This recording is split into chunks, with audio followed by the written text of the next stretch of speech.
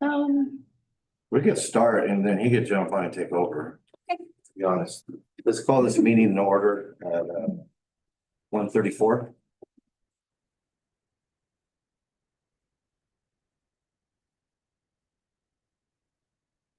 Okay, roll call. Roll call. When I call your name, please let me know that you are here, and do it audibly for the recording. Amanda, you're the first one on here and I see that you're on Zoom, but I didn't get any advance notice. Do you have a Brown Act covered reason for not being here, for not being in Yes, person? I do. It's, I believe illness counts. Does that count? If not, I can log off if that's what's needed, No, whatever. that's okay. It's just whether or Okay. not we can count you in the quorum. Because I didn't get an advance notice, I'm gonna go ahead and not use you in the quorum. So I'm gonna mark you as absent, but I'll put in a note that you're here. Okay. Participating as a member of the public. Okay. Faith, Present. Jeanette, here. Joanne. Here. Joanna or Joseph. Anyone with McCaffin? Judy, Present. Camille, Here. Kate or Matt, Here. Ashley, here. Priest, Here. Teresa, here. And Paul Davis is not here yet. I'm just gonna leave it blank. Okay, we have a quorum. Thank you. We go to item B, public comments. Any public comments? Chat? Or from here, public here? I received no advance written comment.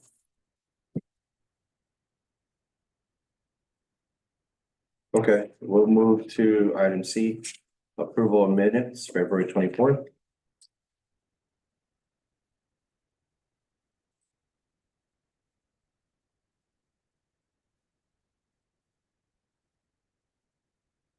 Maybe there's a typo on it.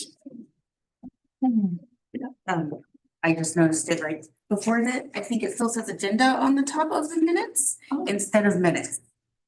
That would have been my bad. Sorry. We'll make it.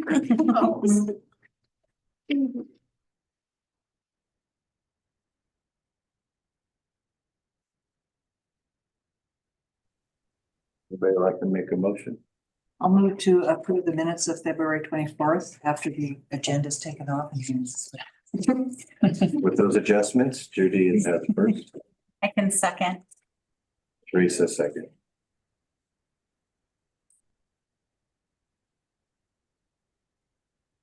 Public comment? No public comment? Okay, hearing none, I'm gonna do, please, when I call your name, say yes, no, or abstain.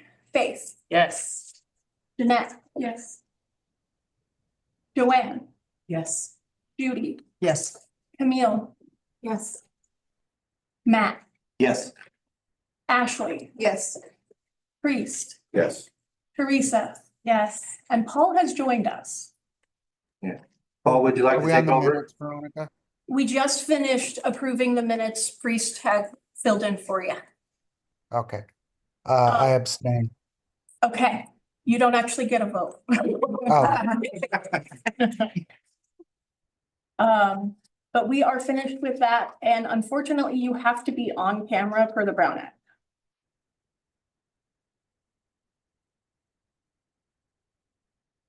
Thank you. Sorry about that.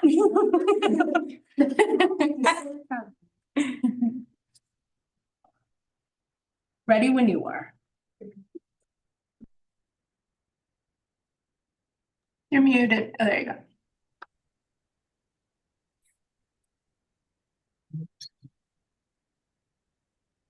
all right. We just did the We're on D. we just did the approval of the minutes, Veronica, Yes, and now we're on announcements. yes. Can you scroll that down a little bit? Oh, yes. Thank you. Forgot about that. Oops, wrong.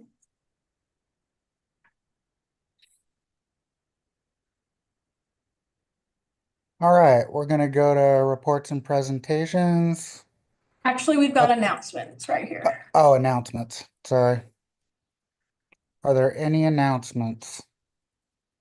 Anyone else? I have a discussion point.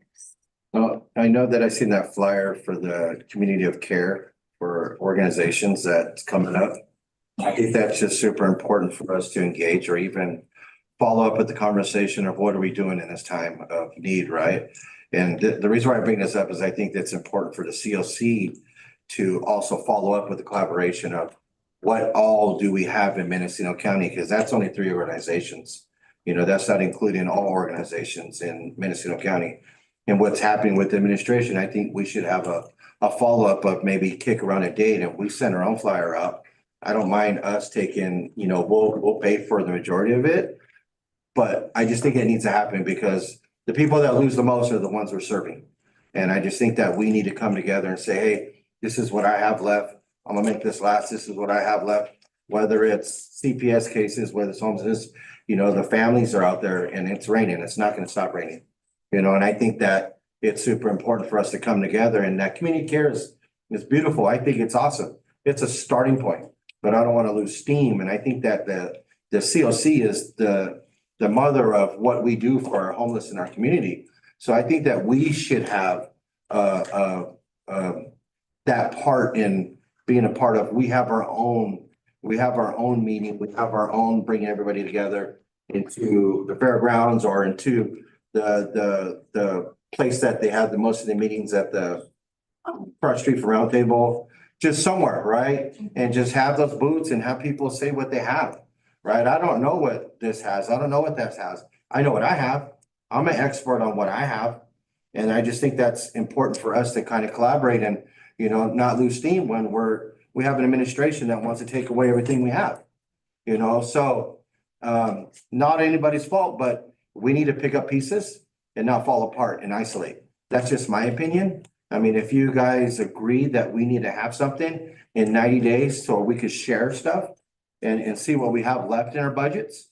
In all honesty, like I've been putting stuff away for the rainy days. It needs to happen, you know, but I also need to know, like, if I don't have, if I can support so many and I need help, I'm gonna say I'm here to help. You know, families are important, you know, especially during time and food is important.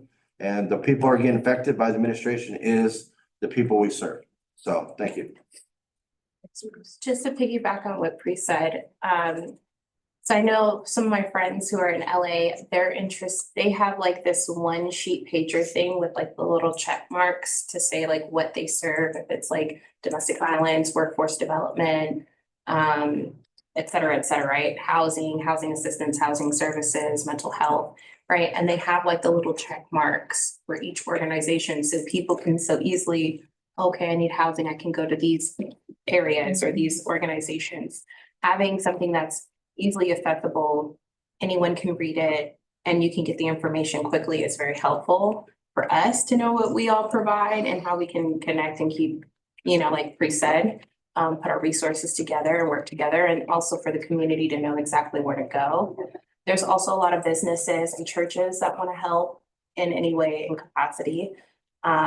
Churches want to open up their doors for warming shelters. I brought in Ginger, yes.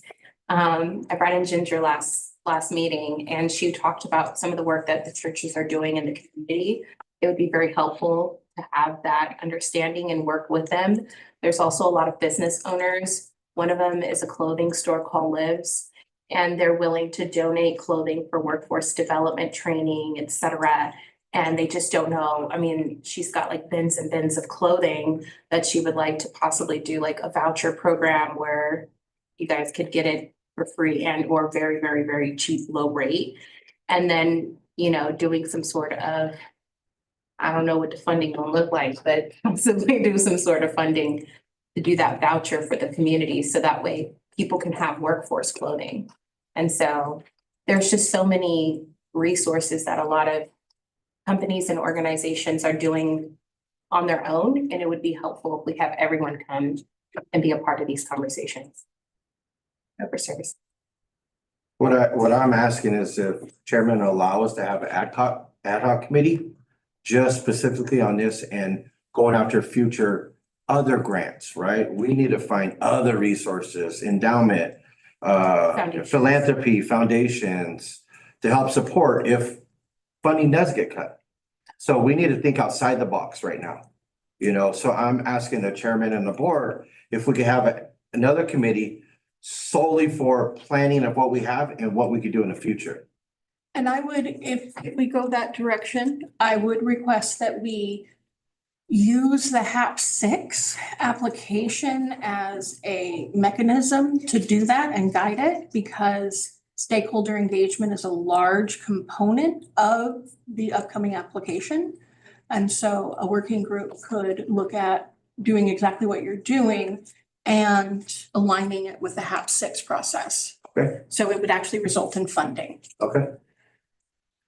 I think the other thing I'm hearing, there's two things I'm hearing. One is strategic planning committee might be with, or like that would be what I would think of as the group and which is open to membership.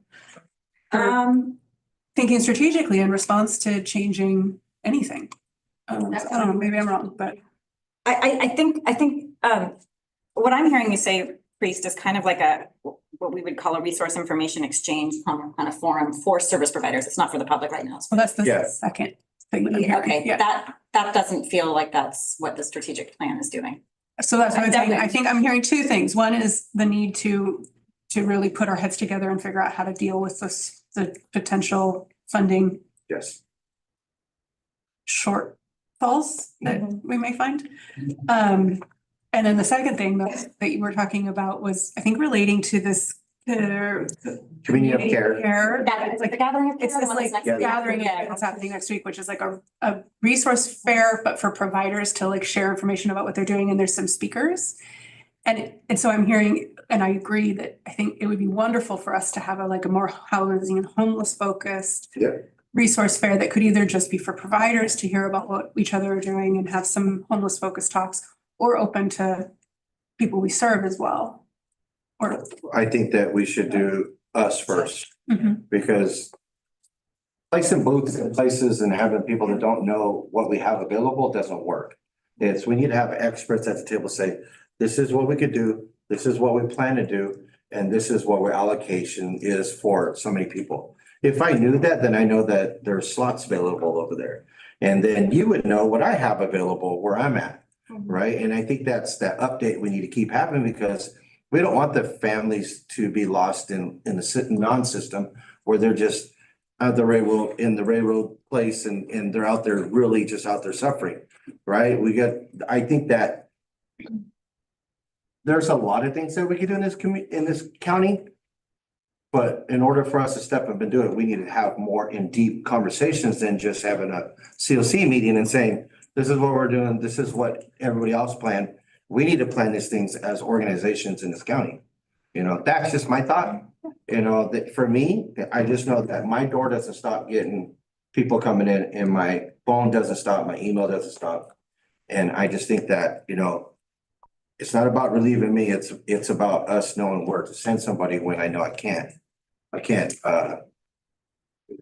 Everything is from the school, from us, from behavioral health, all the places. So maybe developing a master service list in a Well, sense. It sounds like your request at this point, question on the table, Priest, is to ask the chair to call for an ad hoc committee to figure out what this looks like. Yeah. That sounds like the best first step, I think. Yeah. As you suggested, That'll because, work for me. so is that, Paul, is that something you can pick up? I don't know what you're doing. I'm trying to pull up the invitation. Gathering care. There we go. There you go. Here's Paul back. Paul, did you hear that request? And you're muted right now. Yes, I did. And I think that's something we should do.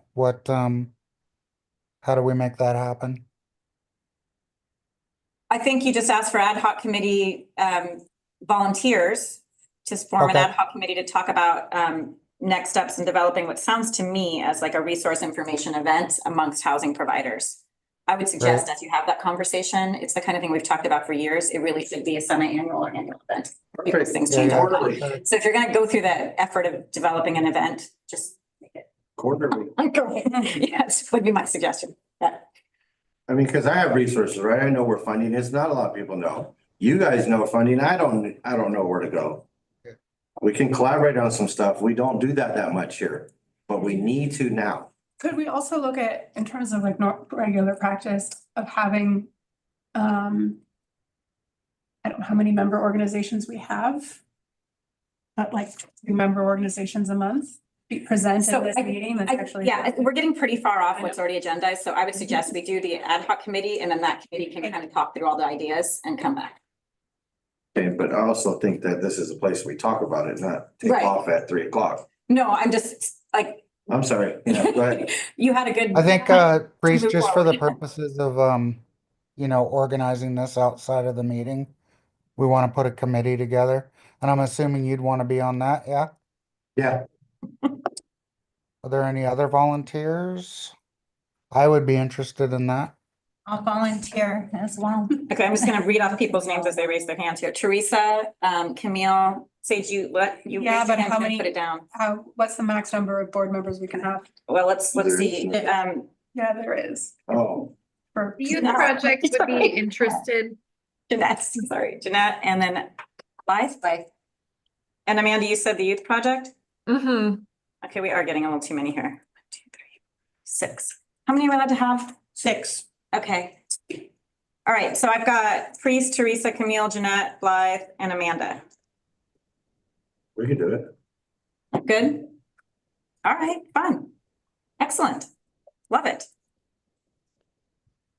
Okay. Paul, back to you. All right. I have another announcement. Oh, Veronica has another announcement. And I don't want to spur a bunch of conversation because we don't know how it's going to play out.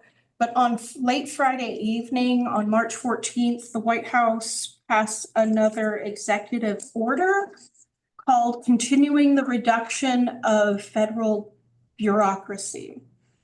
In it, it is, the purpose is it continues the reduction of the elements in the federal bureaucracy that the president has determined are unnecessary. It calls for the elimination of non-statutory components and functions of 7 governmental entities. And so they're rolling it back to the bare minimum of what's required by legislation.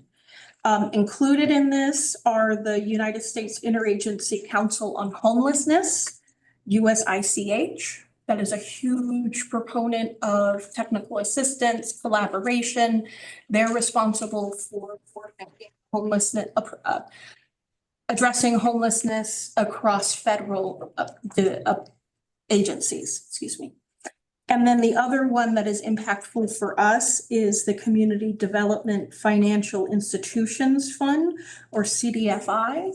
This is a large component for community development, economic growth, and low-income housing tax credits. So they're going to be rolling back the roles of those entities. What was that called, Veronica? What did you call it? The Community Development, No, the name of the order. continuing the reduction of the federal bureaucracy.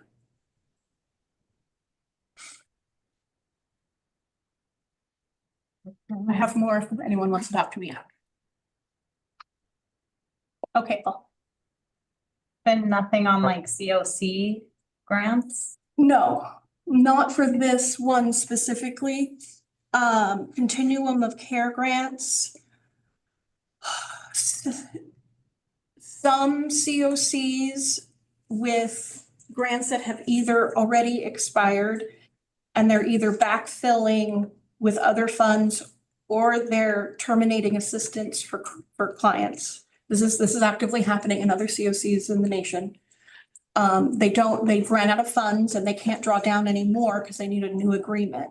Several received a new agreement, but it was later rescinded because of concerns. The HUD was issuing a new grant agreement template that every COC recipient was gonna have to use, but they pedaled back on that. And so we're still waiting to hear back on releasing the funds that were awarded under the previous administration. For 7/1/25, right? That's when your grant Right. ends, 6/30/25 is the last day. But it varies across the whole nation. Every And no one's received an award letter for COC funds. not, I can't say they no to that because there may have been some COCs that received it. Do you ever get an actual award letter? Haven't gotten it yet. Okay. And HUD field office staffing is getting reduced by 80%, I believe. And so that means that work is gonna have to be taken in-house. And so it's gonna take a lot longer than usual to get our grant agreements. Can you explain, like, what do you mean by in-house? So the HUD San Francisco field office is our point of contact. And they've been ordered to reduce, all field offices have been ordered to reduce their staff by 80%. So just for the purposes of the public or whatever, or us, the COC grant funding pays a little tiny planning grant to the county that's kind of irrelevant to this conversation. It is also the funding mechanism for the CDC's permanent supportive housing program, which currently houses how many people? 130. So 130 formerly chronically homeless, but now they're housed Uh-huh. individuals with housing choice vouchers through the PSH program. So that is the funding cycle that ends 6/30/2025 that the CDC is waiting for clarification. Mhm. And so probably maybe the next meeting, you can give us a quick update, Teresa? Yeah, on for what's sure. going I on there? haven't heard anything in regards to the COC stuff. I do know that there was the continuing resolution passed on Friday for our voucher programs to be funded at 2024 levels, and then a little bit of increase for like cost of living adjustments and things like that. So that was That good was a news. relief. Okay. For us, but I haven't heard anything on the COC funding yet. People are still waiting for their grant agreements. What I am expecting that it will be okay as far as the funding goes. But I have heard that they are reducing that department by 80%, and then our field office is gonna move to Los Angeles. Probably. It's not like a final, but probably. So our point of contact will be the LA field office. But none of that is final. No.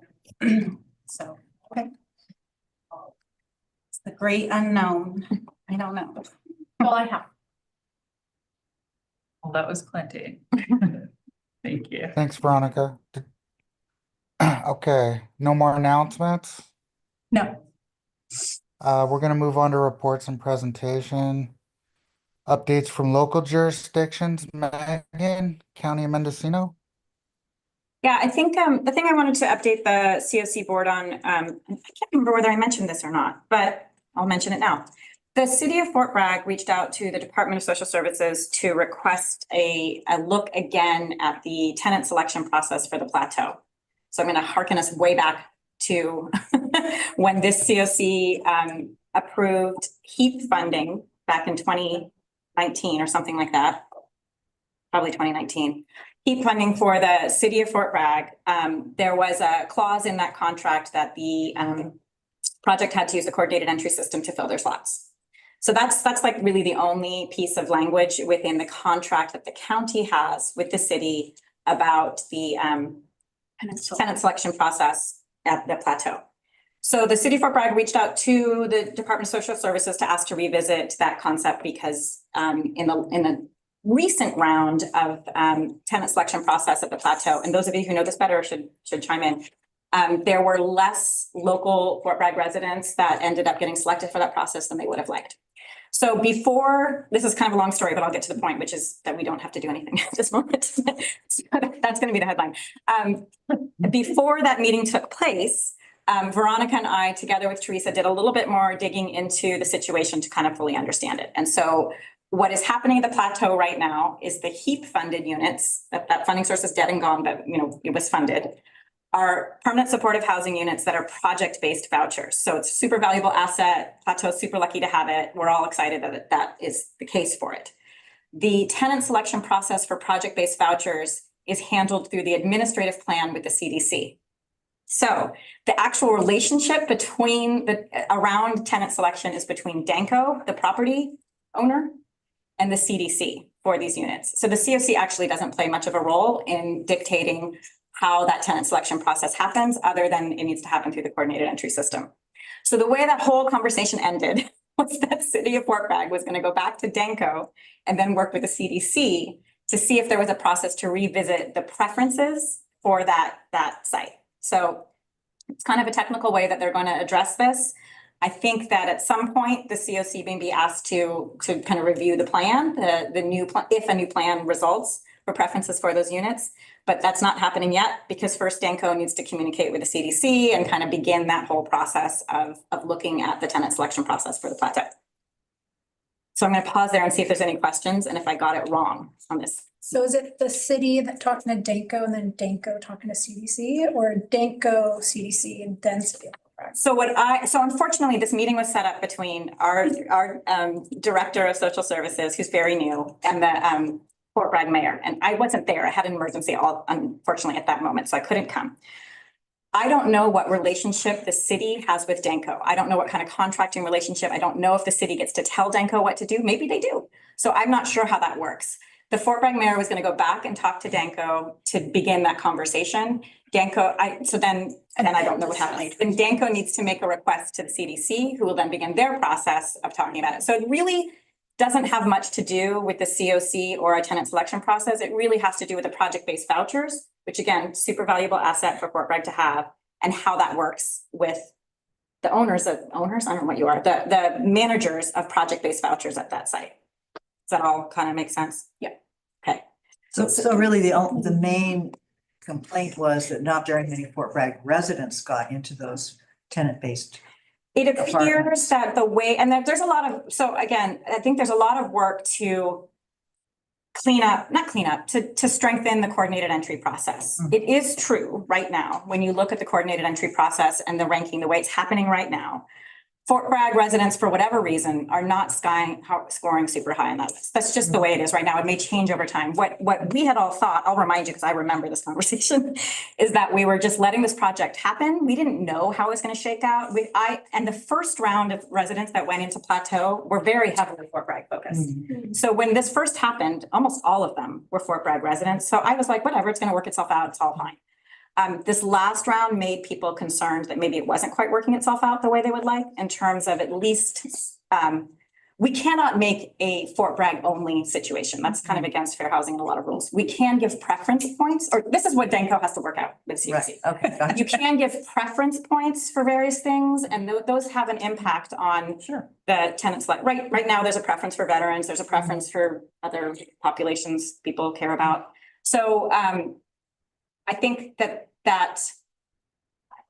right now, that's the pathway to make sure that Fort Bragg feels like their residents are being served by this project, which is in their community. And I think we'll get to a good resolution that way. So that was a long way of saying the COC actually doesn't do it right now. It's actually a conversation between Danco and the CDC. For the most part, I think where HEAP came in, though, it wasn't just a use coordinated entry for a couple of years or for the first poll. It really was a long-term commitment that if you're going to receive these HEAP funds for a capital project. That's not, getting rid of coordinated entry is not one of the conversations. Okay, so then my other, and just as part of these conversations, a thing to consider is how do you define a Fort Bragg? Are you defining it as a Fort Bragg resident, of like someone who's currently unhoused in Fort Bragg? or some, because I will just say that as Building Bridges is one of the primary screeners for coordinated entry across the inland county. A good chunk of the people that we screen are inland, but really are coastal people, but they have to come inland because of any number of reasons that anybody from Lake County needs to come to Ukiah, from Fort Bragg comes to Ukiah, from Covelo comes to Ukiah. And that if we're doing things around setting up a person is from here, so they get preference for housing here, are we also going to take that into consideration for the the majority of housing is developed in Ukiah? And which then has people housed from other areas as well. So I think it's just a deeper conversation around how we're leveraging the resources that we have for the communities that need it and on a county level as well as a individual city level. I hear what you're saying. I think that the definition of resident of Fort Bragg when you're homeless is probably important to have clear. But I don't want my folks that we screen who came over here just to get screened or something, and now they're just to like, get screened, or because they happen to be on the streets because they came over here from Yeah. the hospital or something, or they got arrested and were in jail and they get released in Ukiah and now they're just here. To then miss out on a housing opportunity in Fort Bragg because they don't have those preference points. I think that's an important. One of our coordinated entry things that we've been looking at doing is implementing a part of the screening that says, what areas of the county do you consider home, or what areas of the county would you like to be considered for housing for? And then us looking at that when we have housing openings in those parts of the county, that we're still adding in that bit of tenant choice, of client choice. I think those are really good points, and the definition of resident of Fort Bragg definitely needs to be clear. I want to be clear though here. We have to, as the COC, where we have authority, we can weigh in. Where we don't, we can't. So right now, there was a contract relationship with the city that said you needed to use coordinated entry. If they're using coordinated entry, we don't have much more to say than that. It's really going to be Denko and CDC in that community. I will also say that Fort Bragg mayor or whoever wrote this letter, I think it might have been the city manager, the perspective of we have very limited housing stock, we've invested in housing stock in our community, and we need to make sure that our community has a fair shot, honestly, is totally valid. Yeah. And I think when a community is requesting that, we need to listen to that. I manage the Project Home Key site. We have people from all over the place, but it hasn't felt to me as if there's a problem here in this community. So I think when the home community is requesting that you look at it, we need to look at it. I mean, we actually don't have no authority here. So whoever needs to look at it needs to look at it. I think you do bring out What we do have authority is how does coordinated entry function to best serve our community as a large and as the smaller communities within it. And so that it does have what you're talking about considered around, like, we're not going to just throw somebody into, if housing is developed in Covelo, we don't want to just throw somebody in there just because it's a housing resource. I think. Well, clients always have a choice to go or not. And many of them, my experience has been if they really want to be in Ukiah and you offer them housing in Covelo, they're not going to go. Right. It's not going to make any sense for them. So But what I'm saying is that if our coordinated entry doesn't really have a mechanism for really looking very well at client choice. that sounds like Just says something that the coordinated. housing is available, do you want it or not? And if the person says yes, then great, but it doesn't have that upfront thing. So it asks it after the fact rather than Right. beforehand. Isn't that something you guys are working on? Yes. Okay, awesome. That was that was an FYI. Thank you. I don't think I have anything else of significance from the County of Mendocino. Thanks, Megan. Thanks. Is Shannon here from City of Ukiah? In the back. I don't think I have a lot new to report. I think I talked about the newer housing projects last meeting. At the city council meeting on Wednesday, there will be an annual report to the city council on the Building Bridges shelter. Due to legislation changes, there's no longer a use permit associated with the Building Bridges project, but we've maintained that collaborative relationship with RCS, and they continue to help and with these annual reports, which I think are useful for the council and the community. So that's at the public meeting on Wednesday.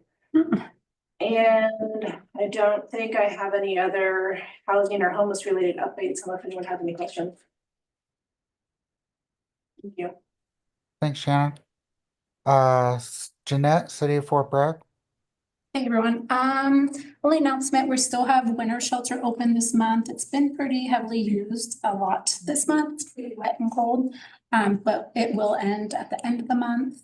Our contract with Motel 6 has ended and it moved over to the Surf Motel. I don't know if that was shared, but unfortunately our Motel 6 got red tagged and shut down. So luckily another hotel and their management took over that for us. So we're able to continue to do that. We average about 5 rooms a night on that, and our crew team started triaging what they're gonna do towards the end of the month and what housing is gonna look like for them. Yeah, is there a sense that Motel 6 will open again, or?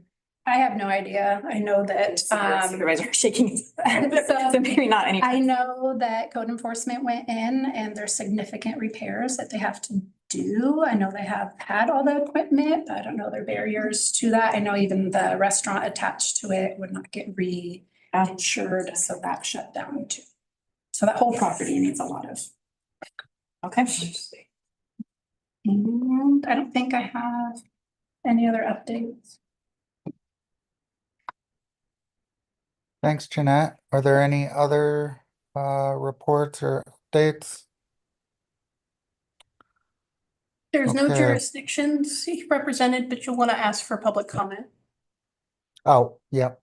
Public comment. On any of those jurisdiction reports.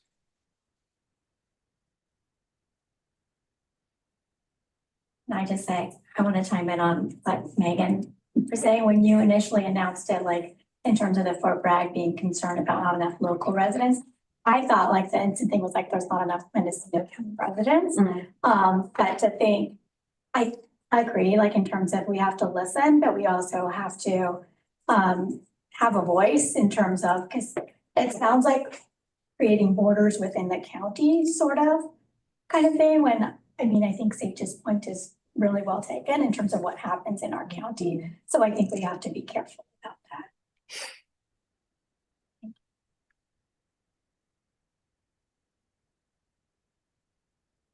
All right, any other public comment? If not, we'll move on to standing committee reports. Strategic planning, Megan?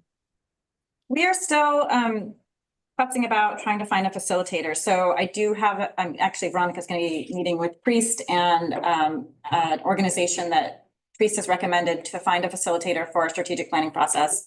So that's still in the works in terms of finding a facilitator. If it starts to take too long, I'm going to call another meeting anyway. But it's a little slower than I had hoped. So we had our initial first meeting. It was good. We all agreed that we wanted a facilitator to kind of move this process along, and then it's taking time to find that facilitator, but I'm hopeful. I will say this is a little bit kind of, I maybe should have given an update from local jurisdiction, but it fits into the strategic planning. I did want to let people know that Veronica and I are expecting a draft evaluation from our outside evaluators that we hired. That got a little bit stalled, not that stalled, but they were hoping to have it by the end of February, but now it's going to be the end of March. So, which is like 2 weeks from now. So we're hoping to see a draft report from them pretty soon, which could help inform strategic plan, could help inform some contract languages, or just could be interesting to read, or maybe all three. All right, thank you, Megan. Shelter and Solutions, Veronica? The committee met last week, had a good meeting. We met and looked at the emergency shelter written standards about the task from this board on revising those to address non-congregate shelters and eligibility and prioritization. And so they decided to establish a working group that's going to convene during the committee, and every meeting for 30 minutes, we're going to work on that document. Because we're just not making much progress. So they're kind of redoing how they're doing the work so that it can move forward. Willett's shelter advocacy group joined us, and we talked a little bit more about their progress up in Willits. We, sorry, it was last week. I should remember more. We had a good turnout. We had some good discussions. We also talked about a new funding, six kind of new funding source through the Department of Healthcare Services called Behavioral Health Bridge Housing, or BHBH. It's an allocation given to county behavioral health departments or mental health or whatever they are, as well as tribal entities for providing housing supports for people with behavioral health issues. It's really carving out the substance use disorder aspect of providing services. There's always historically been a big focus on serious mental illness, but this expands it to also include SUD. So that, I know that I was involved in some strategic planning through Pinoleville Pomo Nation. They have some funding and they're doing a strategic plan on how to use it. And so I know that there's going to be some BHBH funds locally and they wanted to talk about it a little bit.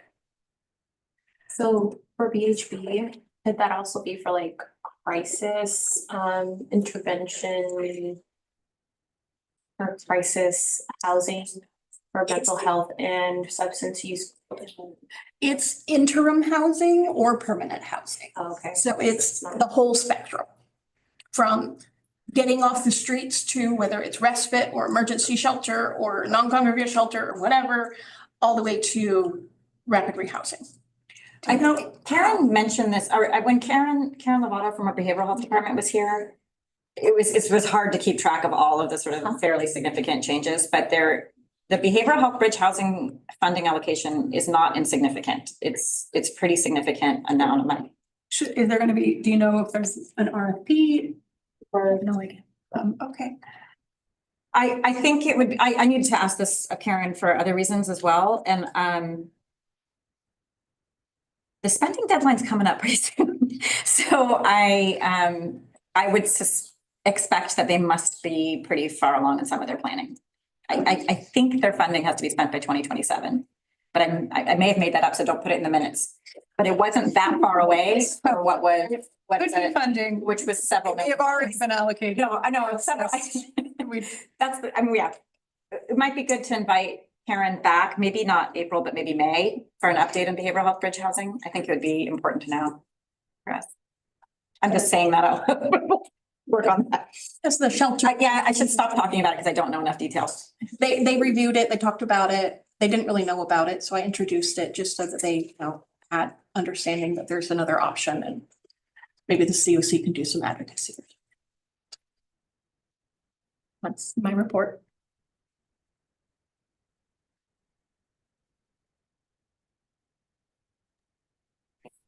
Thanks, Veronica. Coordinated entry and discharge planning, Veronica? That is going well. We're working on our prioritization and referral process. We're identifying some HMIS data issues with, it's really complicated, so I won't go into the details, but we're working with the coordinated entry assessors to better review the by name list to ensure, to look at where are the clients that I'm specifically working with, make sure that the data on the report reflects what they know to be true, to make sure that it's coming through.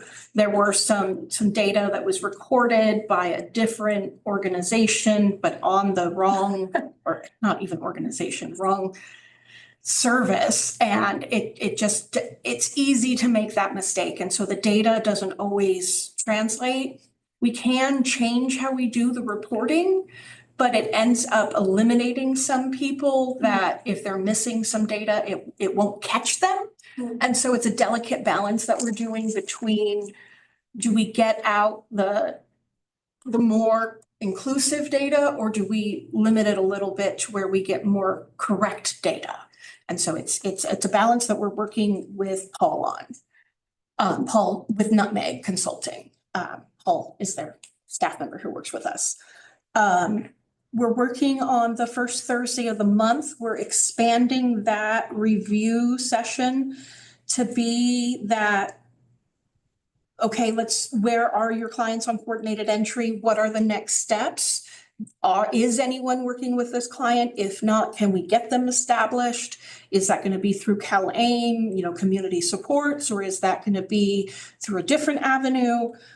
Looking at that and trying to get a handle on it. It's a daunting task, but we're working through it. I know there's lots more, but I can't. That's when I've gone on stop.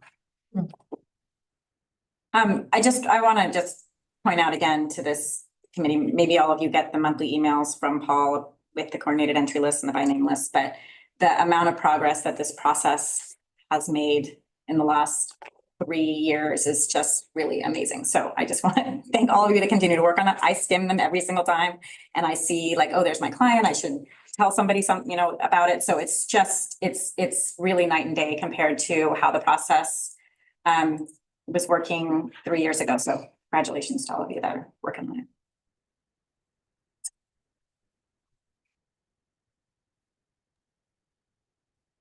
Let me Thanks, just. Veronica. Diversity, equity, and inclusion, Camille and Veronica. You want to talk about it? Or do you want- Well, you can talk about it, Veronica. Camille and I think we have an upcoming meeting. I couldn't find it on my calendar, but it doesn't mean that it's not there. To talk about the future of that committee and how, as she's not officially the chair, but she's kind of taken that role on. The committee hasn't met to elect a chair. But with everything that's going on, really nerve-wracking to. I think that might be something, there was a suggestion that maybe we rename the committee as something different, so it doesn't have that. Boogeyman effect. Yeah. So we're working on really reining in what the mission of that committee is and how to do its work. That's. Yes. Okay. Great, thank you, Thank you, Veronica. Veronica. Membership committee, Veronica, you're up again. Yeah, I should probably just keep on going. Membership committee, again, meeting to be determined, but I did want to share that the Veterans Administration contacted me. Diana requested that they move their membership status with the COC from general member to advisory status. Didn't give me a reason why, but we can conjecture about that. But so we are at 22 COC member organizations. Less than a year ago, we were at 35. We've just had a bunch of some closed, some fell off. So if you know of any organizations that want to join us, send them my way. Can we just move on to HMIS committee? Yes, please. Okay, I wanted to share that we've had some staff changes within the Housing and Coordination Unit. Aya Moran has moved to EFAS effective today. EFAS is another division within social services. Yes, so she's in Employment and Family Assistance Services. Eligibility. Oh, cool. Yeah. Okay.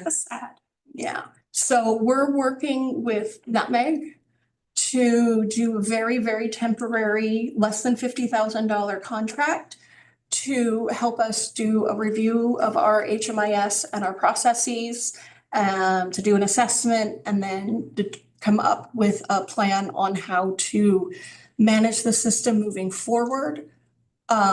They may have a more permanent role, we're not sure, depending on how the COC wants to go.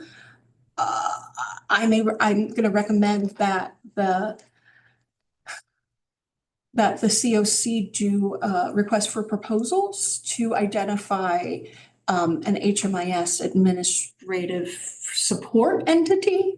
I would recommend that the county stay the HMIS lead entity, but like has support from a contractor to do that work.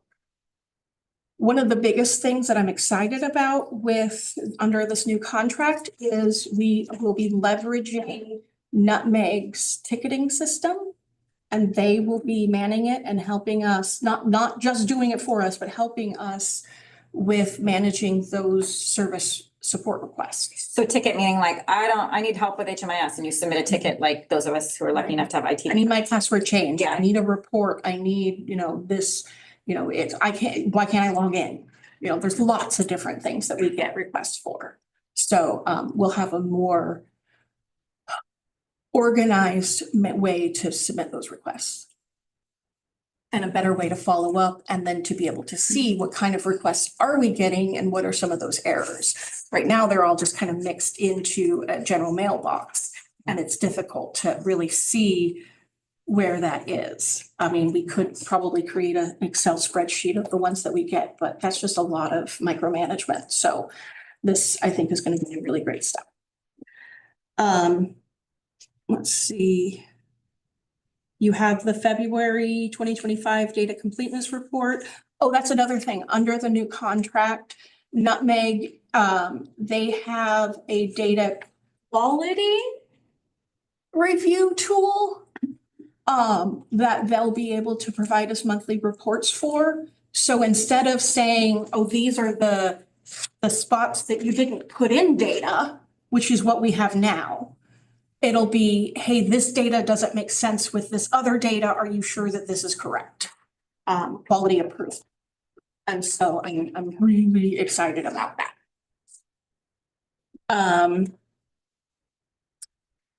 Do you have anything else to add, Amy? I do not today.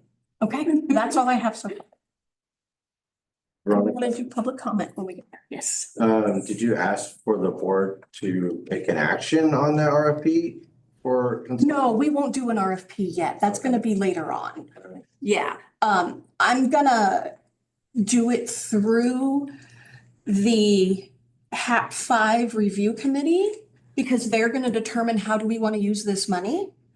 And they're gonna look first at what do we have that's expiring and what needs to be renewed, and then what new services do we want to do? And I'm gonna request that part of that be HMIS administration support. And if that committee agrees, yes, that's something we would want to do, it would come to the board and it would be, they would give yes or no, and then we would do an RFP. And I'd want to somehow involve the county leadership in that because this is a joint application process so that it's not just the COC board saying, yes, we want to fund these types of activities, but find a mechanism that doesn't really exist within the county to do that with the Board of Supervisors before we actually go like, here's the request for proposals. Because we don't want to like do all of this work and then them say, this isn't how we want to use these funds. And so I don't know what that's going to look like. It's going to be kind of a first. I was hoping policy 1 within the county might have been updated by this time. So we'd have better direction, but it's not. So maybe we'll just do a report to the board and they can ask for additional follow-up. Anything you want to add to that, Megan? No, I mean, yeah, It's gonna look different than last time. yeah, I think it's a little premature. We don't. It's very premature, right? Yes, so Very. But I want you all to know that it is a process that I'm very intimately aware of and have a plan for.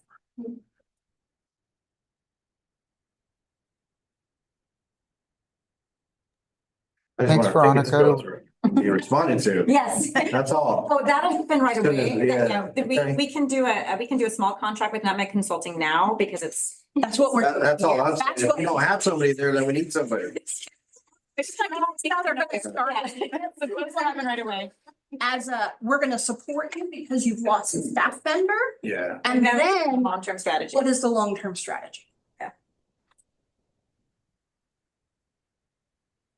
Great. Are there any other public comments about the standing committee reports? Okay, so we'll move on to ad hoc committee reports. 2025 point in time count, the report, we're still working on data refinement. Friday, after I issued this, HUD opened up the system performance measures. They're due April 11th. They're usually due in March. So that's about a month delayed. And so I'm kind of anticipating that the point in time count will do the same thing, but it hasn't opened up with HUD and we're still kind of waiting for that. And we're working on our internal data with ASR. There's too many acronyms in my mind. Applied Survey Research, who is our consultant for them. So as a reminder that we do the count in January, there's a whole lot of back end stuff that happens in terms of cleaning up data and getting duplication, trying to figure out, like, just get it all tidy. It's submitted to HUD, they do a thing and they kind of flag like, oh, you had 400 homeless people in this location last year and now you have 2, like what happened there? Or so they kind of do their own complicated data quality, whatever. And so then we get that feedback back, we respond, and then you kind of get a final answer. This is always a point of frustration for people because usually the results are not available till October. I think probably we will have some preliminary results quite a bit sooner than that since we are using this consultant. Well, we've had our executive report out in August. In August last year. So, and that was the actual report we had done in August. So we probably will, this committee will have access, or this COC will have access to some of the preliminary data. Before HUD approves it. Before HUD approves it, May, June, something like that. Honestly, it's been taking over a year at this point. So that's that. So that one's ongoing. The 2024 Emergency Solutions Grant Funding Review Ad Hoc has completed its responsibilities and has a recommendation for the board later on in the agenda today. And the HAP, Homeless Housing Assistance and Prevention Program, Round 5 Committee, I'm working on scheduling the first meeting. I believe I've got responses from everybody as of today. And I'm going to be scheduling that either later today or tomorrow. So those of you who have signed up, I will have it out soon. There may be a couple people who, because coordinating 9 people's schedules is a little difficult. So I may be reaching out to you to see, hey, are you sure you can't come to this time? So that's my ad hoc report. Thanks, Veronica. Can you scroll down just a tad and are there any are there any public comments on the ad hoc committee reports? If not, we'll move on to projects and an update from Jeanette Ornelas on the Reentry Collaborative. Jeanette? So Reentry Collaborative, 5 out of the board members were all there this month, so nice seeing y'all. We just talked about the recidivism rates going up a little bit higher to kind of figure out why that is happening and how they could be supported. They have 3 or 4 staff members, so like 256 inmates. So they're looking at how they could support them. And then they're continuing to discuss the resource fair that they're having. And similar to what Priest is talking about is that more of like the people exiting jail or on probation that could attend and see what they can, what services are provided of them. If anybody could attend or have a booth on that as well, if anybody's interested. When is that? Yeah. Vaguely? I forgot my notes on my desk. Coming up in May. Does anybody else remember? Was there? May feels kind of right. But I don't. Yeah, sometime in May. It's gonna be in Ukiah. Was there theories about the either persistent recidivism or slightly going up? I'm not sure. Like, there was a discussion, but I don't know if there's any set theories on that. Info. I feel like it's gone through better, but it was really, it depends on, they were asking if they could see jurisdictions of like what areas they might be in, or if there's a specific repeat offender that's going in, to see if she could pull that data. If we know somebody who's continuously going in and out of jail, providing wraparound services for that person, to have like a solution focused into why they're doing that, and so to reduce that. If they could.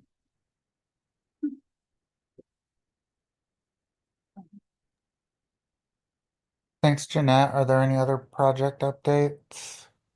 Does anyone attend the Behavioral Health Advisory Board meeting? I do. You do. No. I do.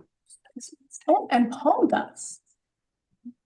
That's one update that the COC used to get, but the people who would give the reports left the COC and we didn't have a way to replicate that. Would one of you be willing to give monthly reports?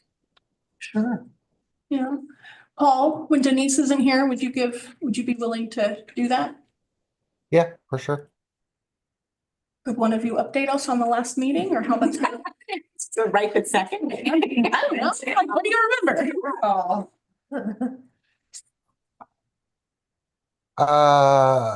The last meeting I attended of mental health board, was primarily all of the, especially mental health service providers giving a sort of a detailed update about, their projects and what they do in that sphere. So everyone was there, Hospitality Center, RCS, Tapestry, all the others. So there was that, and then Janine Miller gave a pretty in-depth accounting of a lot of the changes that are coming up. You know, she explained the system from start to finish, which had a lot to do with Medi-Cal and how that works through the county. There are some changes coming up. I don't have the materials in front of me. I know that one of the things that might be interesting is a change to the mental health court. The way that the mental health court works. Hair Yeah. court is what that, is it, are you talking Hair about? court. Hair Yes. court, okay. So, voluntary. No. Okay. People with schizophrenia. So care court is a newish through the courts for people specifically with schizophrenia. And then the courts can order treatment and stuff. But it's only for schizophrenia. Paul? And I have the date Yep. for the reentry fair. It's May 21st, 11 to 3 at the Veterans Memorial Hall in Ukiah. May 21st? Yeah. What's the name again? 11 to 3.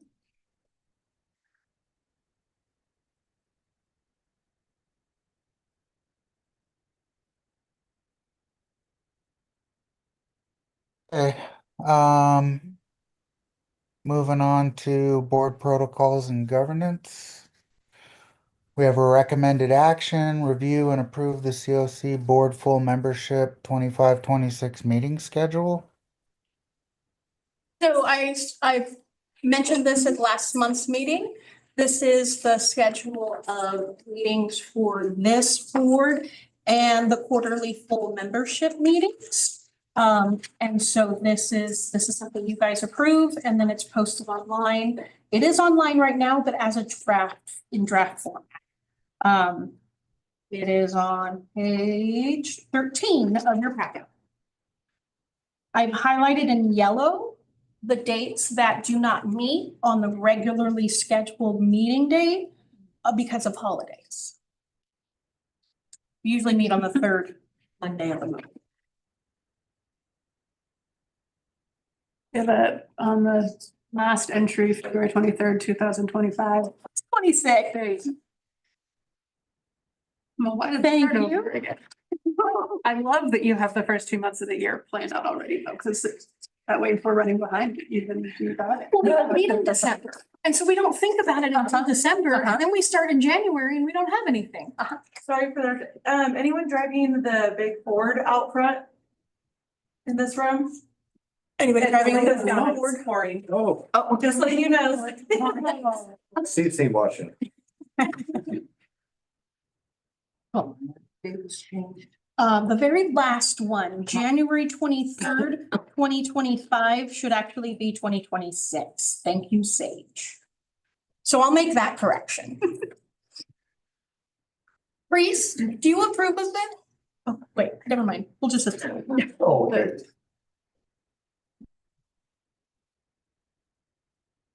Does the board have any questions on this? Okay, Paul. You're muted. There you go. So we're gonna take a vote on that, Veronica? I need a motion first. Oh, yeah, can I get a motion to approve this? I move to approve the scheduling for the COC meetings for the next year. With the last date changed With here. the last date. Thank you. I second to do that. Thank you, Peg. Yes, because you said it. Now you ask for public comment. Any public comment on the schedule? No, all right. Veronica, you want to take the vote? When I call your name, please say yes, no, or abstain to the motion on the table. Faith, Yes. Jeanette. Yes. Joanne. Judy, Yes. Camille, Yes. Matt, Yes. Ashley. Yes. Priest, I'm gonna say is abstain because he's not in the room. Priest, do you approve of the motion to approve the Maybe the schedule? county needs to fix the water leak outside. I approve. Thank you. Motion, oh, and Teresa. Yes. There was one more. Motion approved. Just to approve.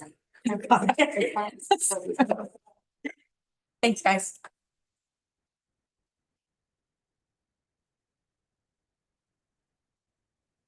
Okay, Paul, back to you. All right, next up. Recommended action, review and approve revisions to the COC rapid rehousing written standards. Yeah, so as I shared at the previous meeting where we originally presented these, the Shelter and Solutions Committee was tasked with updating the rapid rehousing written standards to include language on landlord incentives to provide some guidance on how those should be provided. And so pages 14 through 33 of your packet is a clean copy of the revised standards. And then in the packet, I've also got the track change version. That's pages 34 through 73. As I shared last month, the most significant change that's being made in the revised version, you can see it's in blue text. It's a little bit easier to know what's changed. Page 46 and 47. The sections added are determining amount of security deposit assistance because this was completely silent on security deposits and there was no guidance other than like a definition of what they are. And then determining eligibility for an amount of landlord incentives. Angelica Mion is a member of that committee and was present when we made these reviews. And she provided some great feedback that we were able to incorporate into this language. So we did discuss this at the last board meeting pretty extensively, and I think we were bringing it back today just to make some mention of it. CDC, because they're the primary provider of landlord incentives, under rapid rehousing, so we wanted to make sure to have their feedback. So it was all about you, Teresa.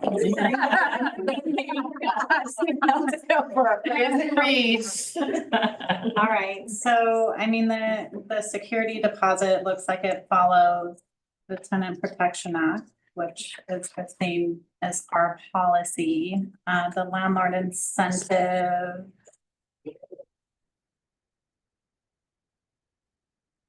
As context, the committee used CDC's landlord liaison policies and procedures as a starting point for this language to make sure that we were honoring the existing service provider while also ensuring we're meeting tenant rights and responsibilities, as well as making sure we were being financially prudent.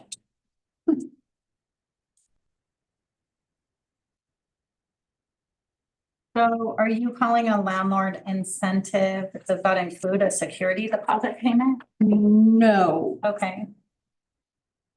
It looks like it's a bullet point under it, but that's okay. No, it's, oh, I guess it is. The stuff on the list can't be more than 2 months, right? Yeah, so it was including it in here as a, so it can't be 2 times plus a security deposit. It's, because a security deposit's limited to 1 month's worth of rent now, under California state law, that a landlord incentive could be either 2 months of signing bonus or 1 month of a signing bonus and 1 security deposit. It's not both. So if the client has a form for security deposit somewhere else, we could do an incentive of 2 months of rent. But the committee really wanted to, and that wasn't just the committee, it was also the HAP funding ad hoc committee who did the RFP. They were the ones that started the direction that this board backed up to put some guardrails on what is eligible under landlord incentives and where it should be, how to limit it. So in a way, yes, it does. It doesn't. So is it saying that the landlord incentive cannot be more than it cannot exceed 2 times the rent charged for the unit? And so that includes the security deposit payment? Yes, that is correct. But if the security deposit payment is coming, that includes the security deposit payment if it's coming out of rapid rehousing funds. Right, If so the if it's security- PSH and coming out of. Yes, or if they're doing Cali, Bash. security somewhere else, housing deposits, then actually it's is different. like use those before Medi-Cal disappears and we lose them. Right. And Right. reserve these for backup. Well, incentives are the best way to get somebody who is chronically homeless with a disability tax. Like the more incentive, the higher incentive, the better chances we have of housing people. So, okay. And so it's at the time of move-in, it cannot exceed 2 times the rent. But if this limit does not apply to the cost of repairs or maintenance, so if there's other things that are needed, that the landlord comes to ask, that would fall under incentives, that wouldn't preclude that assistance from being provided. Okay. It's just at move-in. So this is the security deposit and a landlord incentive doesn't include the other services that we provide, like application fee assistance, utility, that's somewhere else. That's all separate and not included as a Okay, landlord. so we're That's just talking service. about security deposit and incentive. That's it. Okay. I'm okay with this. I mean, right now we're paying a security deposit equal to 1 month's rent plus $1,000 landlord incentive. So this actually appears as though it could potentially be more. I don't know. I'll have to look at it, but I think this looks good. I'm okay with this. Is there like a cap for the damages to the property? We have a cap. You guys have a cap? We set a cap. I think we set it at $1,000. And that could be past due rent or damages. Okay. And that's upon move out. Upon move out. Mhm. So maybe Veronica, we might need to include a cap in there. We talked about doing a cap and the committee, that kind of limitation would be added in a contract agreement. Okay. And so this is, when you're creating a program, this is the bare minimum of what the expectations are. If we wanted to further limit it, we would do it through contracting processes. That's why we didn't put a limit in here, because there could be exceptions to that rule. There may be things that come up. And we didn't want to preclude that from being able to be provided. We could get millions of dollars in rapid rehousing funds. And we not want to have a cap. I don't know, you know. I mean, Trump might release the Kragan, you never know. He'll wake up one day and say he was wrong. There's always hope. And we review the policies and procedures for the program as part of the contracting. And so if there's something that's not in there that we want in there, we'll put it in the contract to say you have to follow X, Y, and Z, and this is the maximum you can do. We can further limit it through contracts, but This is. yeah. And so this is for anything that comes through the continuum of care that isn't ESG. Okay. ESG has its own separate policies and procedures that are all encompassing of this and more. One other point I wanted to make that is another under the landlord incentives, housing units required to be filled using the coordinated entry system or must follow a housing first guidelines are ineligible to receive landlord incentives. They have to take the client. They don't have a choice in the matter. So why are we incentivizing that landlord to take somebody that they're not required, that they're required to take? It seems like a Safety incentives for the landlords that aren't required to take our. yes. Yep. Yeah, I know San Diego had a really good grant out there, because they were having a lot of issues with their landlords having black mold in their homes, and then they would send the clients over there and the clients would have health issues. We have similar issues out here as well. But they had an incentive where the landlords could actually, if they have black mold or some issues, they would use funding, and I can't remember the funding source, but I can look it up. And that funding source could be used to fix and renovate it if they were gonna provide the housing for low income. And I was like, that's awesome. So I'm gonna look for it, because I sent it to my uncle and I'll send it to you right now. Great. Thank you. I don't know, hopefully Trump didn't slash it, but. Do you need a motion, Veronica? Oh, yes. I move.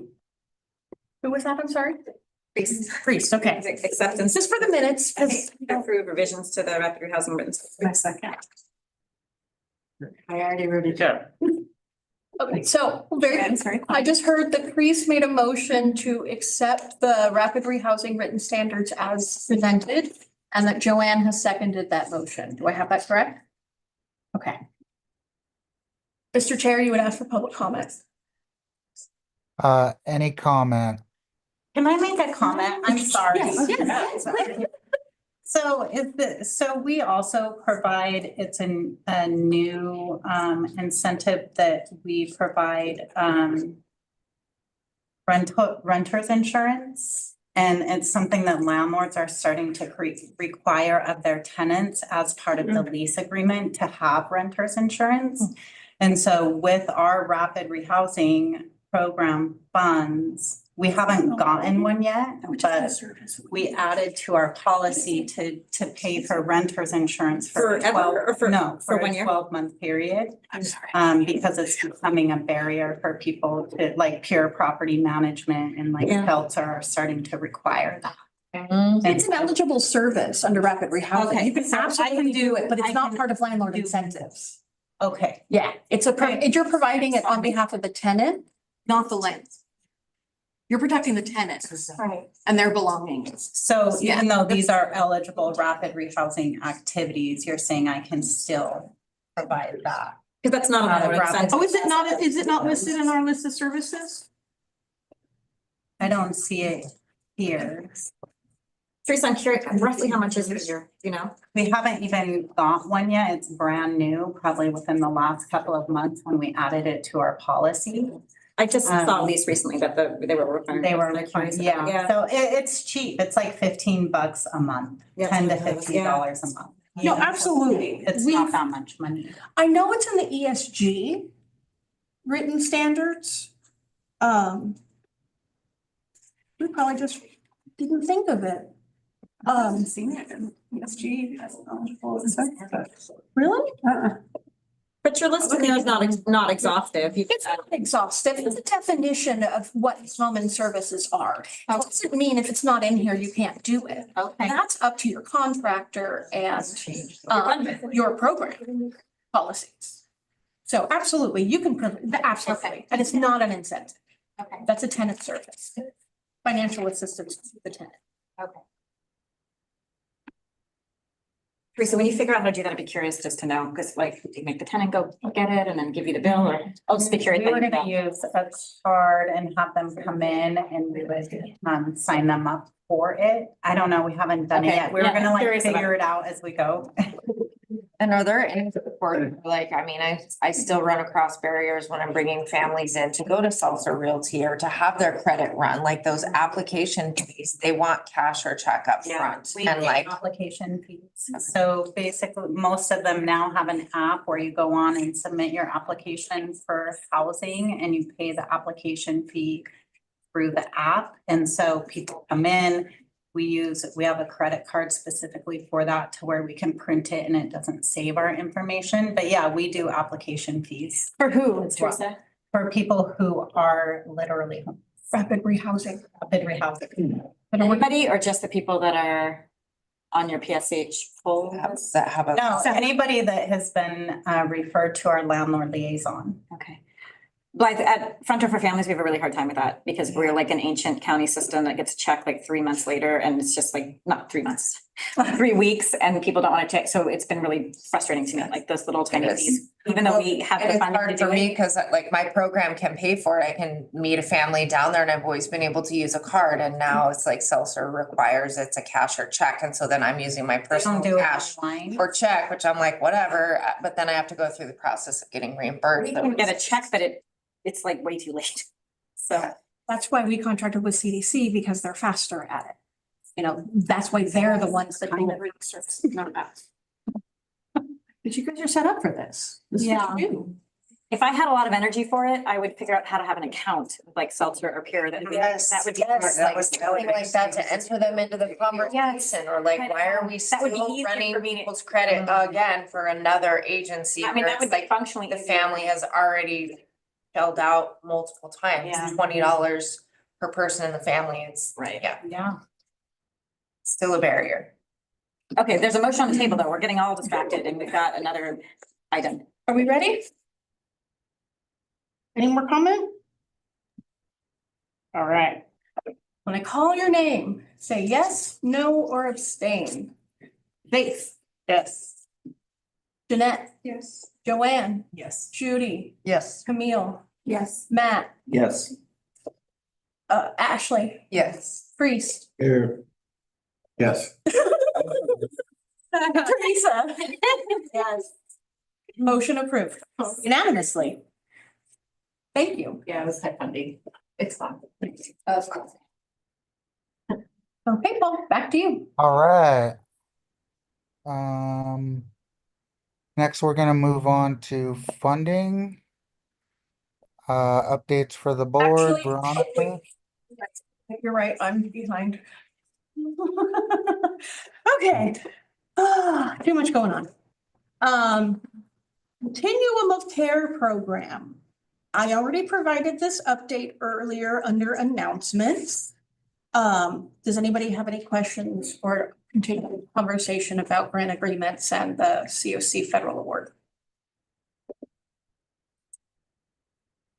All right, moving on.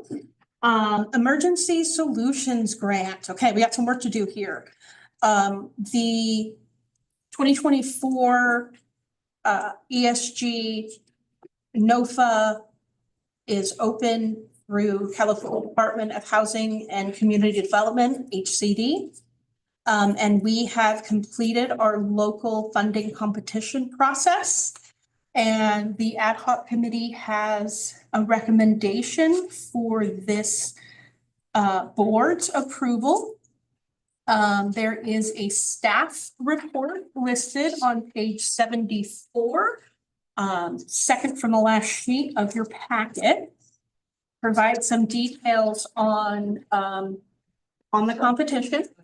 We received one application from Redwood Community Services for the full award for a 3-year amount of $761,397.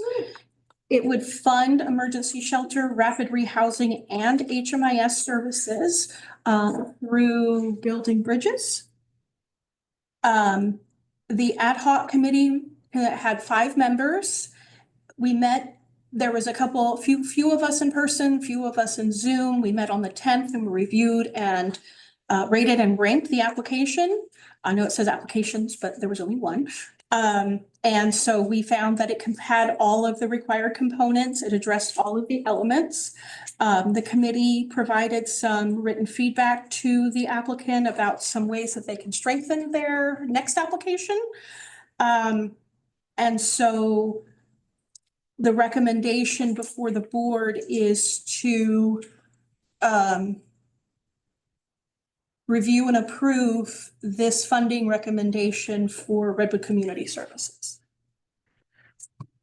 Any question? This is federal funding. So again, the just the overall structure of it is the applicants say we would like to apply for this funding, this federal funding.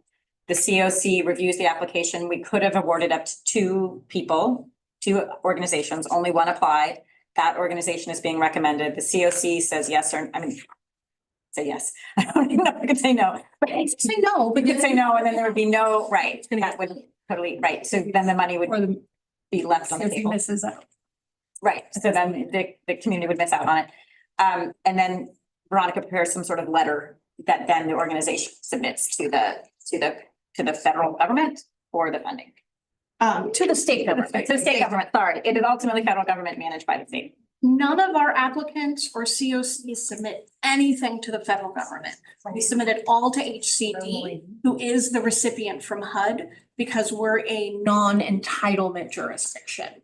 There are entitlement jurisdictions like Los Angeles or San Francisco. Actually, I don't even think I think Pasadena might be one. There's like 5 COCs in California that are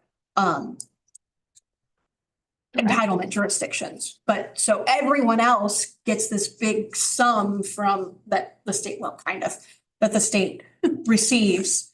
And so we have to ask for it. It used to be that there was the rapid rehousing component was non-competitive and we all just got what they allocated to us and we figured out who got it.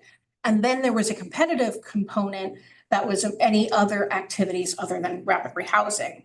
They've since changed that under this funding cycle that changed it all to non-competitive and said, okay, COC, here's what you get. You decide how you're going to use it. The only limitation is you only get a maximum of 2 applications, 2 recipients, and all projects have to have at least 40% of their budget for rapid rehousing.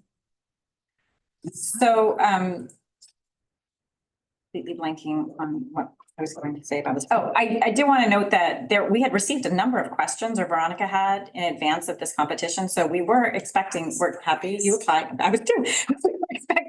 We thought we'd have like a stiff competition, and that's not what happened. But just so you all know, there were other entities that I think really looked carefully at this funding resource, and then probably for good reasons for their own organization decided it wasn't a fit and didn't end up applying. I issued 5 addendums addressing questions that I received. So we thought there was going to be like a different kind of situation for the review committee.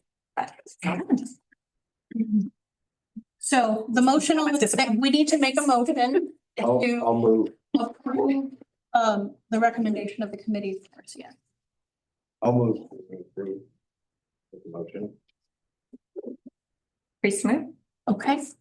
You know, Paul, you're gonna call for a motion? Or a second? Yes, can I get a motion to approve? I'll move. I'll second. Judy seconded. Any of? Congratulations. We haven't voted yet. Still has to go. Vote, and then it still has to go to a state review process, so, yeah. Any other public comment or comments from anyone? Okay. When I call your name, please say yes, no, or abstain. Faith, I vote yes. Jeanette, I don't know. thank you for remembering that. Judy, Yes. Camille, Yes. Matt, Yes. I know it's. Ashley, Yes. Priest, Yes. Teresa. Yes. Motion approved. Unanimous. Congratulations. I will get this form. Oh, so is it okay that I'm the authorized representative for the continuum of care, or would someone else prefer to be that? Should we go to the chair, or is it okay if I sign this form for RCS? I think we have. It's always been you. It's always been me, but I'm just asking right now if that's okay. Okay. I think it's fine. If there's no objection, I'll sign. All right, congratulations, you have a tiny bit of funding uncertainty in a sea of confusion. So, I feel like I wanna, like the woohoo. you're like, I don't know, do I want to? Does someone know? So through a course of 3 years, the state of California has switched from an annual cycle for ESG, where you apply every year for it, to a 3-year cycle for ESG. So it'll come up again in 3 years that we'll do another round of applications. And that way it just saves some of the like administrative nightmare that is anything with the state, but ESG is one of those. Yeah, it's really nice. Administrative nightmares. And so it is, so we structured our budget to be 50% shelter, 40% rapid rehousing, and then 10% HMIS. It's actually less funding than what has come into our community in the past. It is. Because of how they've reallocated the funds. So it used to be, you'd have as you said, a non-competitive portion that was just guaranteed to the county, that organizations would apply for and get, and then you could apply to a competitive portion that was, you could apply up to $200,000 for a year. And that came out of a balance of state bucket that was all of the counties together. And so there was counties that didn't apply for what would be considered their portion of competitive funds. And so you just had a bigger bucket. So we went from getting probably about 300 and probably closer to, anyway, it is less. It's actually less annual than you had. Yes. But it's still a thing in a time where shelter funding is becoming more and Really more hard to get. precarious. Yes. I'm dying to hear more about this bridge thing, if there's things because shelter funding is scary. Okay, thank you, everyone. Appreciate that. The next update that I have is for the HAP program. We have an ad hoc forming to look at HAP 5 funding, and how to allocate that, as well as some remaining funds from HAP 4. HAP 6, application NOFA, I guess it is NOFA, has been released and it is due mid-July. And so we'll be working on that. It'll be a really big application again. It's going to be an update on the regionally coordinated homelessness action plan that the COC and the county agreed on together. And there's an MOU between the two organizations outlining what those tasks and responsibilities are. And so there'll be an update and we'll probably need to revise that MOU as part of that process. And So when Veronica's saying application, it's the county applying on behalf of the COC and the county, applying to HAP 6 for the funds that have already been designated for this county. So it's competitive. It's not exactly competitive in terms of there's an allocation already in Mendocino County, but we do have to submit a fairly lengthy, complicated application to receive those funds. previously, entities in the same jurisdiction were given permission to apply separately. That is no longer the case as of HAP 5. They required all applicants that are in the same jurisdiction apply together as one regionally coordinated application. And so we don't have the choice of not applying with the county anymore. But there is still, you can maintain the funding separately if you don't want to pull it together. That's never worked for us. That's why we have a joint review team and a joint, how we all review it, and we separately and together agree on how to use the funds. Yeah, I do want to say, just from the COC's, Right. putting on my county hat for a second, I want to emphasize what Veronica's saying. All these rounds of HAP have had both a county side and a COC side. The county, to their credit, has been very generous in letting the COC make a lot of the decisions about how this funding has been going. We cannot always be sure that will be the case moving forward. So again, when we get these funding sheets, which you probably haven't seen, but Veronica and I see all the time, it's like, this is the allocation, here's the county side, here's the COC side.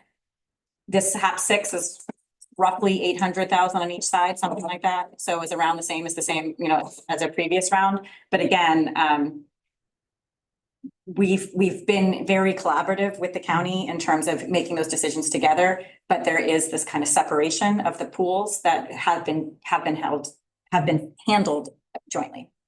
And the reason I just want to give a little time, sorry, is that the direction that I've been given is that as funding gets tighter all over the place, the county does have some homeless projects, and we have to make sure that our homeless projects are funded adequately. So I'll give you an example. Project Home Key has not used any HAP funding, none, since round 2, a tiny small amount of rounds. That was the county, and COC applied separately. So all these years, not that many, right? These years that have gone by, Project Home Key has not, Project Home, which the county owned project, has not sought any of those fundings. I can't be sure that need that will persist forever.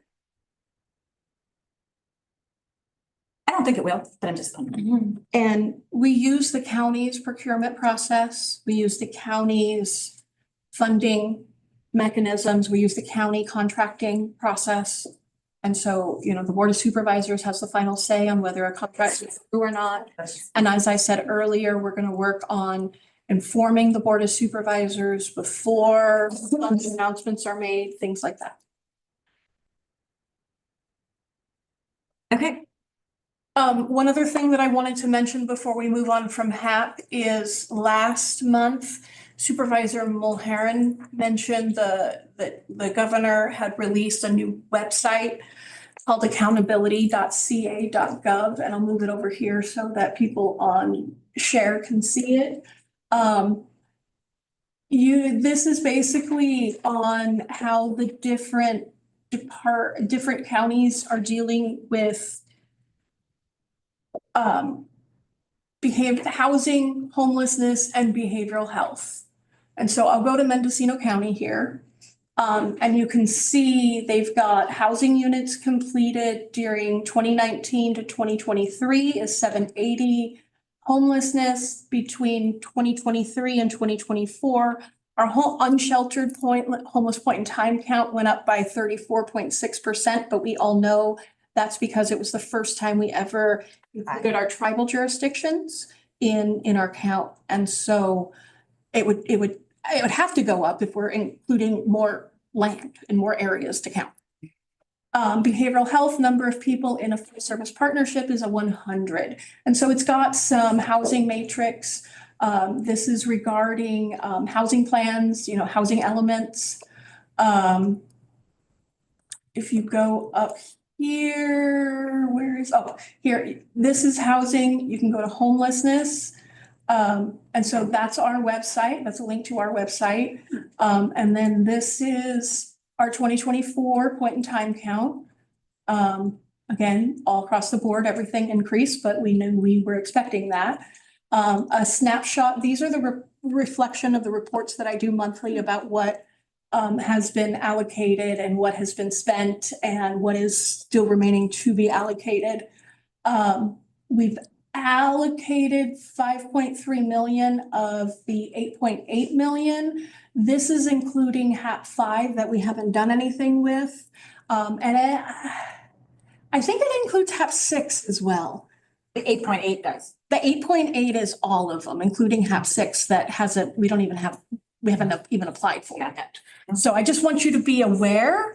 That's why it looks like almost 4 million is just sitting there. It's not. It's either we haven't gotten it yet or we haven't even applied for it yet.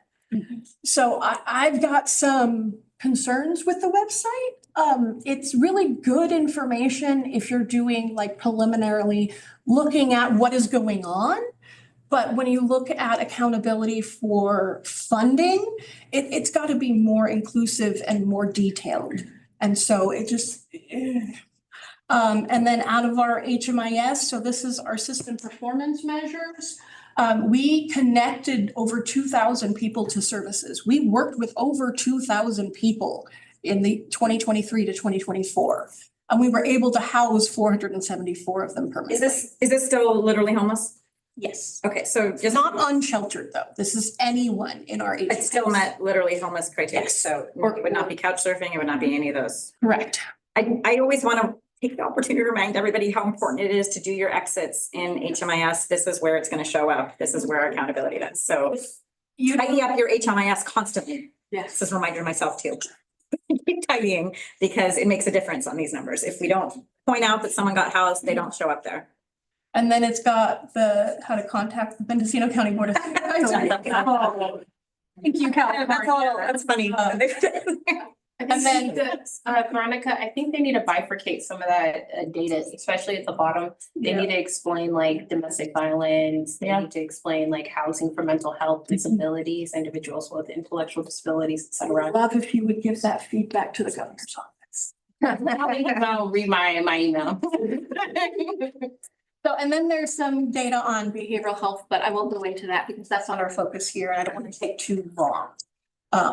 Really fascinating to go through every county, and if you're a data nerd like me. Well, I saw It's just really fascinating to go through every county and see like where have improvements been made, and then start thinking about the reasons. Don't you think why though that they- and it's really revealing how on top of HMIS people are? Because I think Lake County said there were 6 people housed. I felt so sad for them. That can't possibly be true. I don't like. Oh, you think it's true? I don't know. I was like, They're not getting PSAs right now. well, maybe. I don't know. It just felt really. That seems I've weird. housed more than 6 Lake That's what County I thought. people in the last 6 years, so I know. Now remember, this is a 1-year time shot, 23 to 24. And I think that Have have they touched HMIS? Some of them have, yes. Not all of them, but I mean, definitely a more significant number than that, But look at me it myself, not even just our CHDC, me personally that have housed. I personally. You can see in the data though, in some county, like where they started getting on top of their HMIS, because there's huge jumps in the data. Yeah, That's not a thing that just happens out of nowhere. It happens because you start getting on top of your HMIS. Yeah. Anyway, it's fun to look through everybody. And also reassuring that an increase of 34.6% is. Maybe I'm wrong. You're gonna like call me out right now and see if I'm right. You're checking Lake County, aren't you? I am. Go So down, Keep going. Let's see what it says. go down.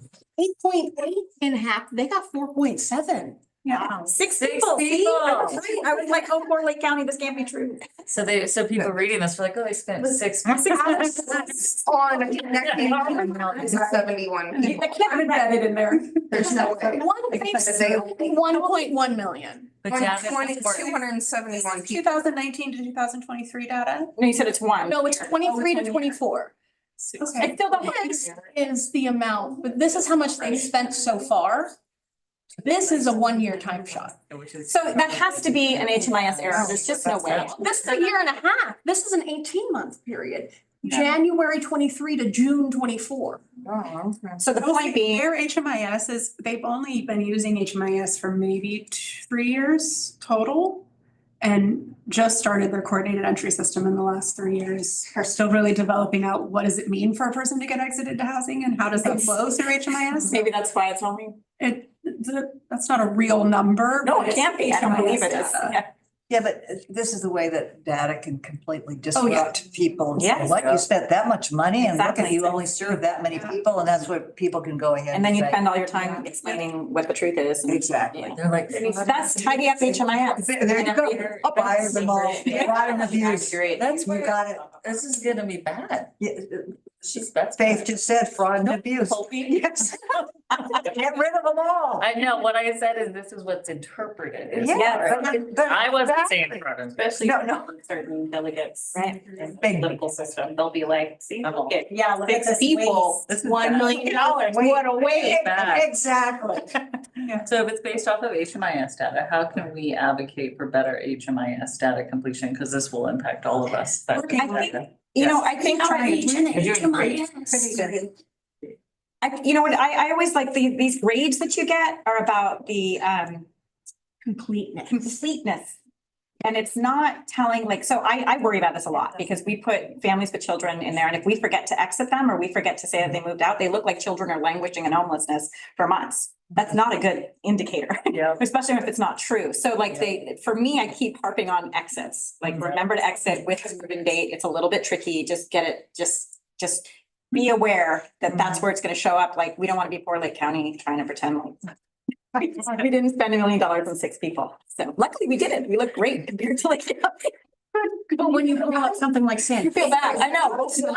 Yes, I really need to go in and do my report. like, My Bendo was. only one who can do, I just want to guess, the tree for our CHDC. We're just So, babbling on. okay.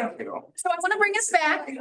That's my HAP update, and my last update is PESH. The final report has been submitted. We're waiting for that last, okay, you're done. So this is the last time it's gonna be on the agenda template, unless you want an update. So we're gonna be really simple now, really. When I started in 2019, No, they're all- there was a long list of funding sources that were coming to the COC. And a lot of those have ended and they didn't come back. HAP has replaced a lot of them, but there's gonna be 3 funding sources that I'll be updating on specifically. Because that's what comes through the COC. But if there's anything else that people want updates on, let me know. Do you think HAP will, after the 6th round, what's gonna happen? the budget. It's not in the budget, and the governor has said that if there's not he's not putting another dime into the budget until we see drastic improvements across the state. And he said he wasn't gonna do it until every contractor, there was a clawback clause to take the money back. And if we see any red, he said, we're taking the money back. I think when it's some of the back end work that Veronica does, it's so tedious, so you should all be really grateful, is, you know, at least HAP round 1, I think, is coming to the funding deadline. Is it 1 or 2? One, so it's coming to the funding deadline of June 30th, 2025. So Veronica's, like, if there's like $10,000 unspent, we're trying to like move it around to make sure that we're spending every single dime, but that's part of what is we have to pay really close attention to. And there's a lot of behind the scenes challenge to make that happen. Next month's So when we have contractors who, this is not the case right now, but we have contractors who are not spending at the rate that they thought, or as early as you can communicate that back is really important so that we can start adjusting and making sure that those funds are spent. HAP 4 especially, with our rapid rehousing projects and our other. Because we have some people that are just starting up, which is great, but ramping up a project sometimes can take some time. You can just not be spending at the rate that you were hoping to. And, you know, a lot of things can happen that you end up with underspent. Because they've predicated receiving HAP 6 funding, and it's not being awarded it, but actually being distributing the funds on, we have to spend at least 75% of HAP 4 first before we can get 6.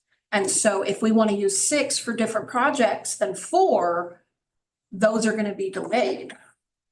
Because if potentially, I don't think it's going to happen because we're getting 5 and it's fine. And by the time we actually need to use 6, we'll have, everything will be fine. But it's just, I want you to be aware. Any other questions, comments? Mr. Chair? Your date for the next meeting is wrong on there. I have today, thank you. Going back in time. For next meeting agenda. All right, so, Do we have, I vaguely remember, and Joanne pointed this out too, that we, in the spring last year, we did this whole new way of doing seats. It's not coming up where we have seats that need to be renewed, refilled. We should check those. Something- I can check that. We should check it. Okay. Thanks for reminding. And is there anything we need to, yeah, anyway, fine. We'll look at the deadlines. You're right. There's, we got that so tidied up. I was like, yay, we're all tidy and then stopped paying attention, but we should look at whose seats are coming vacant soon, if there are any. There are several in April. Yeah. The ones that have 1 year, Oh, that's right. because we started in May, they'll be ending in April. So anybody that has a 1 year term for the board, it'll be coming up. We'll look into that before the next meeting. Yes, thank you. And it is a full membership meeting, so let's go. We need a motion to adjourn. No. Oh, okay. all right, everyone, thank you. Our next meeting is scheduled for Monday, March 17th, or I think it's the 21st. Yeah. Go do it. Thank you, Paul. Oh, man. April 21st. Thank you. Oh, that's a well, Fargo Foundation. So that's all. Then I can go home and like a lot of. Look at that. All right. Here, I'll look it up for the recording. Yeah, that's pretty. Sorry, calendar. Most recent, but next year they should have a next one. Yes. Right, and then. April 21st is our next meeting. And then you're.